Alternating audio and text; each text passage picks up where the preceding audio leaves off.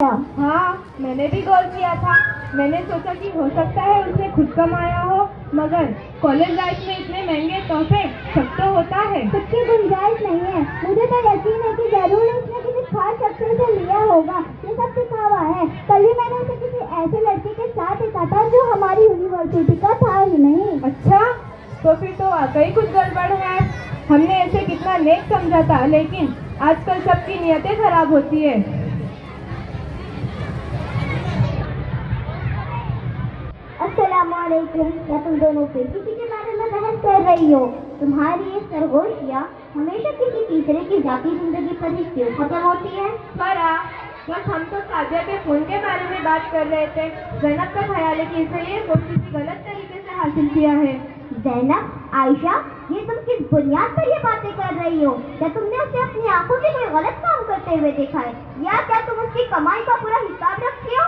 नहीं, मगर उसकी हर हरकत से यही जाहिर होता है। हालात ऐसे हैं कि शक हो ही जाता है। अफसोस, सिर्फ एक शक की बुनियाद पर तुम एक लड़की पर तहमत लगा रही हो और उसकी गैर मौजूदगी में उसकी ग़ीबत कर रही हो। क्या तुम्हें अल्लाह का वो फरमान याद नहीं जिसमें ग़ीबत को अपने मरे हुए भाई का गोश्त खाने के बराबर कहा गया? अस्तगफिरुल्लाह, मरे हुए भाई का गोश्त? मैंने इस पर इतनी गहराई से भी गौर नहीं किया था। ये तो बहुत बड़ा गुनाह है। ये बहुत बड़ा गुनाह है आयशा। और ज़ैनब, तुमने तो उस पर तहमत लगाई है। क्या तुम्हें मालूम नहीं कि सादिया के वालिद ने इसे ये फोन इसलिए तोहफे में दिया क्योंकि उसने यूनिवर्सिटी में स्कॉलरशिप हासिल की है? ये बात मुझे कल उसकी बहन ने बताई थी। हाय, मैंने क्या कर दिया? मैंने सिर्फ शक और सुनी सुनाई बातों पर इतना बड़ा गुनाह कर दिया। मेरी नीयत कितनी खराब थी कि मैंने एक नेकी करने वाली लड़की को इतना बुरा समझ लिया।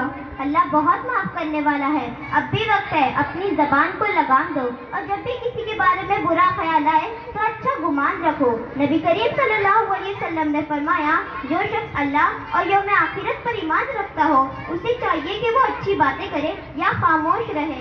आज से मैं अपनी जुबान की हिफाजत करूंगी और अपने कान भी गीबत सुनने से बंद कर लूंगी। शुक्रिया फराज, तुमने हमें तबाही से बचा लिया। शुक्रिया।